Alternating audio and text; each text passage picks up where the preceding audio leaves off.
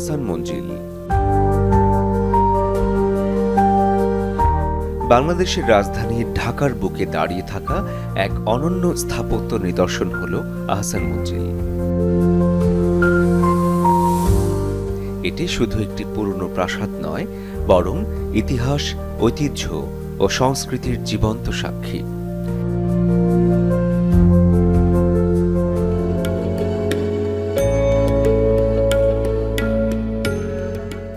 বুড়িগঙ্গা নদীর তীরে পুরান ঢাকার ইসলামপুর এলাকায় অবস্থিত এই প্রাসাদটি ঊনবিংশ শতাব্দীতে ঢাকার নবাব পরিবারের বাসভবন ছিল।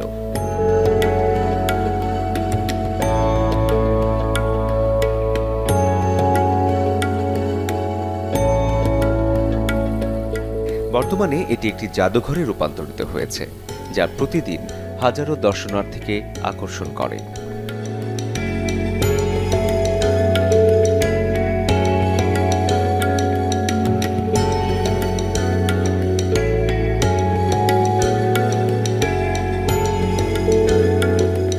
আহসান মঞ্জিল শুধু স্থাপত্য দিক থেকে নয়, রাজনৈতিক, সামাজিক ও সাংস্কৃতিক ইতিহাসের ক্ষেত্রেও এক গুরুত্বপূর্ণ নিদর্শন।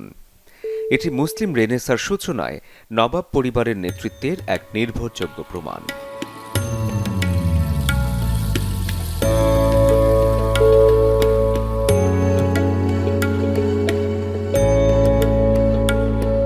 আহসান মঞ্জিলের ইতিহাসের গোড়াপত্তন হয় ফরাসি উপনিবেশিক সময় থেকে। 1800 শতকে এখানে একটি ফরাসি কুঠি ছিল, যেখানে তারা বাণিজ্য করত। পরে এটি নবাব পরিবারের করায়ত্ত হয়। নবাব খাজা আব্দুল গনি 1859 সালে এটি ক্রয় করেন এবং পুরনো কাঠামোর উপর ভিত্তি করে নতুন প্রাসাদ নির্মাণের উদ্যোগ নেন।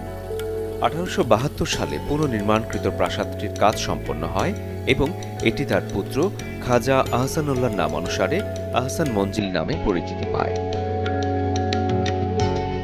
এই ভবনটি 19 শতক থেকে 20 শতকের প্রথম ভাগ পর্যন্ত নবাব পরিবারের রাজনৈতিক ও সামাজিক কর্মকাণ্ডের কেন্দ্রবিন্দু ছিল। এখানে বহু গুরুত্বপূর্ণ বৈঠক, সাংস্কৃতিক অনুষ্ঠান ও নীতি নির্ধারণী সভা অনুষ্ঠিত হয়েছে।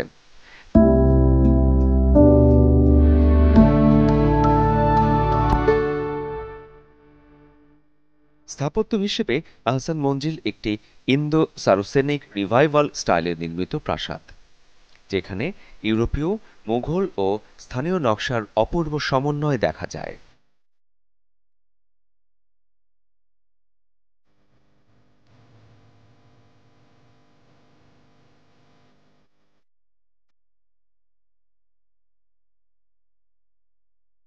এটি মূলত দুটি অংশে বিভক্ত: জনমহল বা পুরুষদের অংশ এবং অন্দরমহল বা নারীদের অংশ।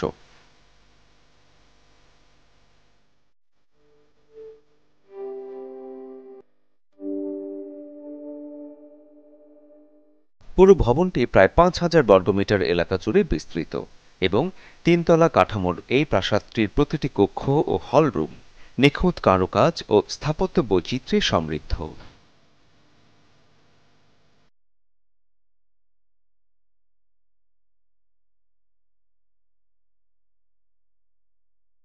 গোলাপি রং। মূল প্রাসাদটি গোলাপি রঙে রঙিন হওয়ায় এটি পিঙ্ক প্যালেস নামেও পরিচিত।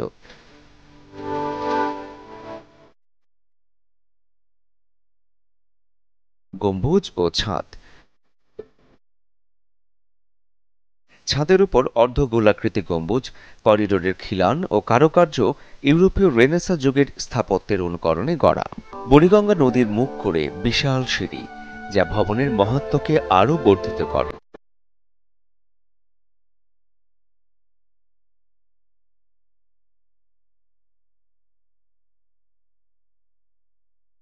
উচ্চ ছাদ ও দরজা। তাপ নিয়ন্ত্রণের জন্য ছাদ অনেক উঁচু এবং দরজা জানালায় ভেন্টিলেশনের সুযোগ রাখা হয়েছে।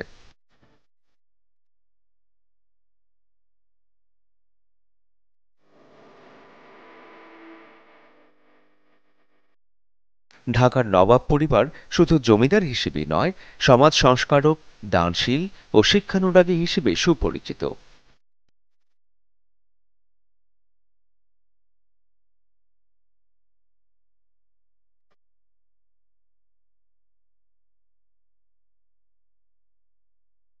নবাব খাজা আব্দুল গনি ছিলেন একাধারে দূরদর্শী জমিদার ও আধুনিক ঢাকার রূপকার।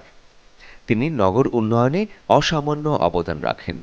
তার পুত্র নবাব খাজা আহসানুল্লাহ ছিলেন শিক্ষা, সংস্কৃতি ও দাতব্য কর্মকাণ্ডে নিবেদিত প্রাণ।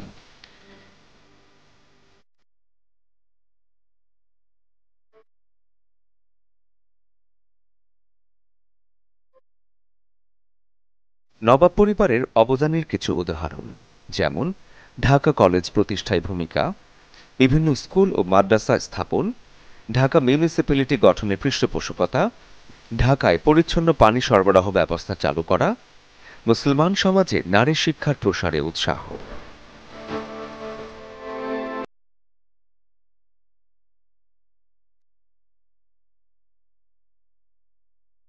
আহসান মঞ্জিল ছিল ব্রিটিশ আমলে ঢাকার অন্যতম রাজনৈতিক কেন্দ্র।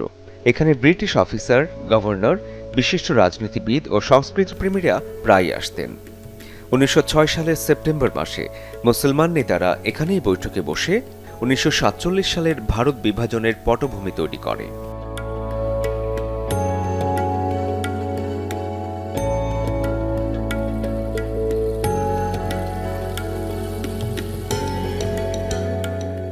এছাড়া নবাব পরিবারের বাসভবন হিসেবে এখানে নিয়মিত সঙ্গীতানুষ্ঠান, কবিতা পাঠ, নাট্য উপস্থাপনা ও ভোজসভা অনুষ্ঠিত হতো, যা তৎকালীন ঢাকার সাংস্কৃতিক জগৎকে সমৃদ্ধ করেছিল।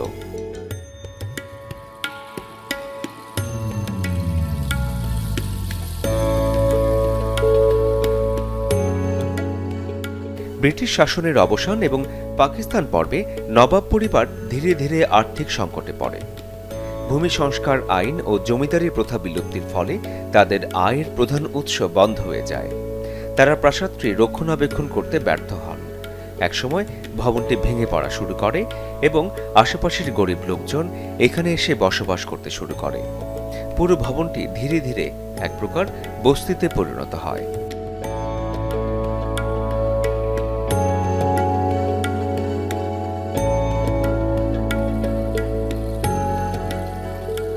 ১৯৭০-এর দশকে এটি ধ্বংসপ্রায় অবস্থায় পৌঁছে যায়। অনেক মূল্যবান আসবাবপত্র চুরি এবং বিক্রি হয়ে যায়। দেয়ালের কারুকাজ, মেঝে, দরজা, জানালা প্রায় সবই ক্ষতিগ্রস্ত হয়।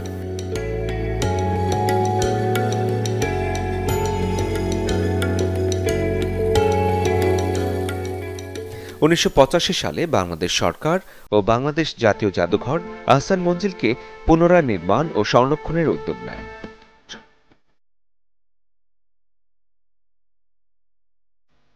সংরক্ষণ কার্যক্রমের ধাপসমূহ: ভবনের প্রাচীন নকশা ও আলোকচিত্র বিশ্লেষণ, পুরনো আসবাবপত্র সংগ্রহ ও সংরক্ষণ, আধুনিক জাদুঘর তৈরির পরিকল্পনা, ভগ্নপ্রায় কাঠামো পুনর্গঠন ও মেরামত।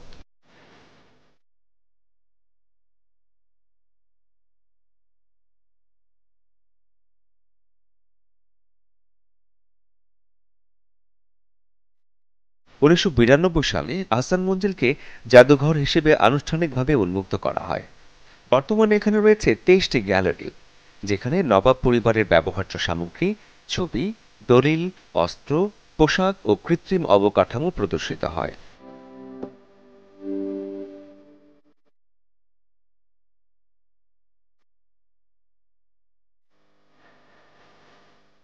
আজকের দিনে আহসান মঞ্জিল শুধুমাত্র অতীতের স্মৃতিচারণ নয়, বরং বর্তমান ঢাকার অন্যতম জনপ্রিয় পর্যটন কেন্দ্র। দেশি বিদেশি পর্যটকদের কাছে এটি একটি আকর্ষণীয় স্থান, যেখানে ইতিহাস, স্থাপত্য ও ঐতিহ্যের মেলবন্ধন ঘটে।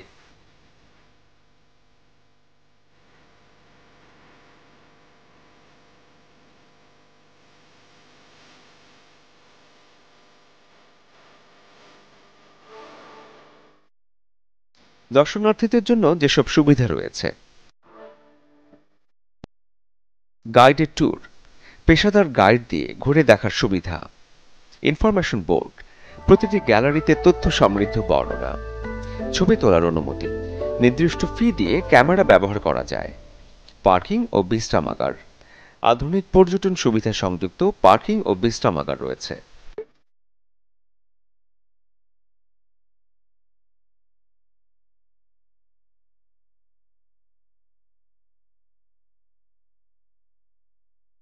আহসান মঞ্জিল বর্তমানে ইতিহাস, নৃতত্ত্ব, স্থাপত্য, সংস্কৃতি ও সামন্ত সমাজ ব্যবস্থা নিয়ে গবেষণার একটি গুরুত্বপূর্ণ উৎস।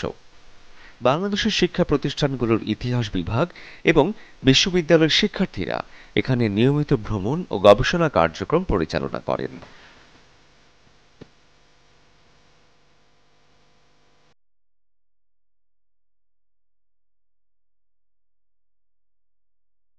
এটি একটি জীবন্ত পাঠশালা, যেখানে বইয়ের পাতার ইতিহাসকে চোখের সামনে দেখে শেখা সম্ভব।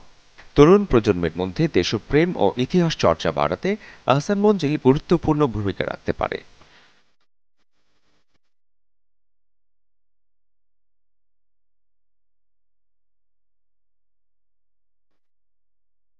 আহসান মঞ্জিল একটি দেশের ইতিহাস, ঐতিহ্য ও সাংস্কৃতিক জ্ঞানের এক অনন্য নিদর্শন। এটি শুধু একটি বিল্ডিং নয়, বরং একটি অতীতের দর্পণ, যা আমাদের শেকড়কে মনে করিয়ে দেয়। নবাব পরিবারের অবদান, স্থাপত্যের জৌলস, রাজনৈতিক ও সাংস্কৃতিক প্রেক্ষাপট সব মিলিয়ে আহসান মঞ্জিল একটি জাতির স্মৃতির স্মারক।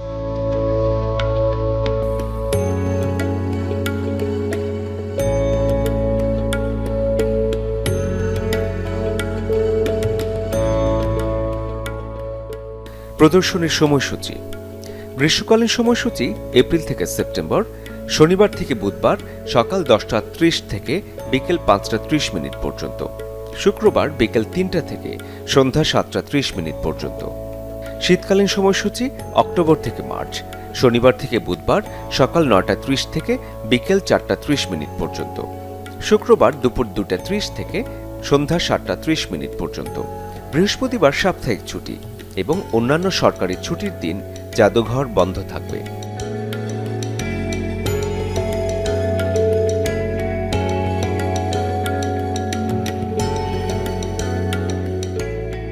Ticket counter.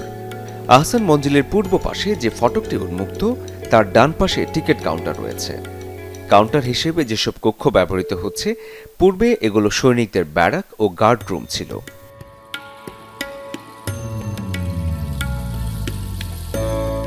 টিকিটের মূল্য তালিকা। প্রাপ্তবয়স্ক বাংলাদেশি দর্শক 5 টাকা জনপ্রতি, অপ্রাপ্তবয়স্ক বাংলাদেশি শিশু দর্শক 12 বছরের নিচে 2 টাকা জনপ্রতি, সার্কভুক্ত দেশীয় দর্শক 5 টাকা জনপ্রতি, অন্যান্য বিদেশি দর্শক 75 টাকা জনপ্রতি। এখানে উল্লেখ্য যে প্রতিবন্ধী দর্শকদের জন্য কোনো টিকিটের প্রয়োজন হয় না এবং পূর্ব থেকে আবেদনের ভিত্তিতে ছাত্রছাত্রীদের বিনামূল্যে জাদুঘর দেখতে দেয়া হয়। আহসান মঞ্জিল জাদুঘর ছাত্রছাত্রীদের বিনা টিকিটে প্রবেশ করতে দেয়া হয়। অগ্রিম কোনো টিকিটের ব্যবস্থা নেই, তবে উল্লেখিত দিনগুলোতে আহসান মঞ্জিল বন্ধ হওয়ার 30 মিনিট আগ পর্যন্ত টিকিট সংগ্রহ করা যায়।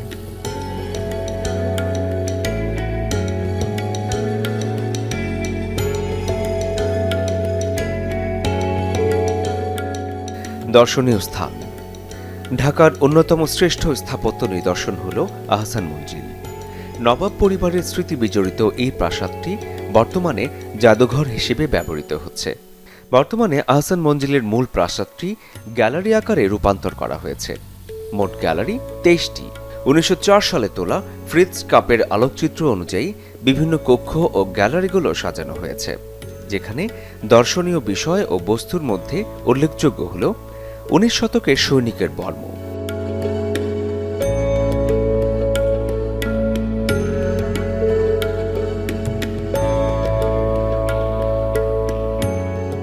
ভবনের সংক্ষিপ্ত ইতিহাস, সংস্কার পূর্ব ও পরবর্তী আলোকচিত্র ও পেইন্টিং, আহসান মঞ্জিল নিলামে বিক্রির জন্য এবং নতুন ভবন তৈরির নির্দেশনামা।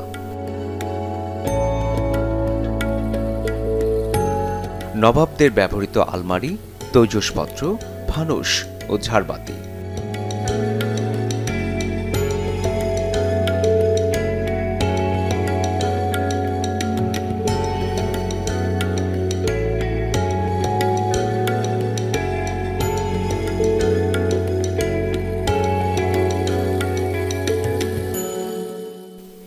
প্রাসাদ ডাইনিং রুম, নবাবদের আনুষ্ঠানিক ভোজন কক্ষ এটি।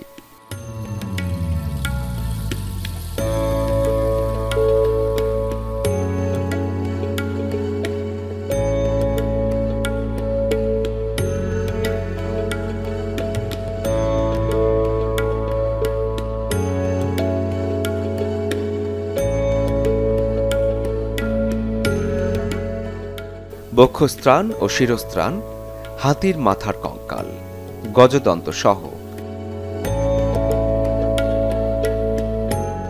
অলঙ্কৃত দরমা, বেড়া, কাঠ ছিদ্র অলঙ্করণ সম্বলিত।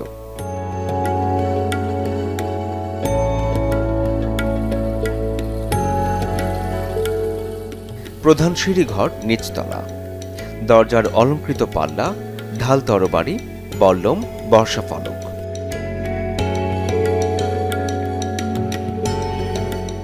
নওয়াব পরিচিতি।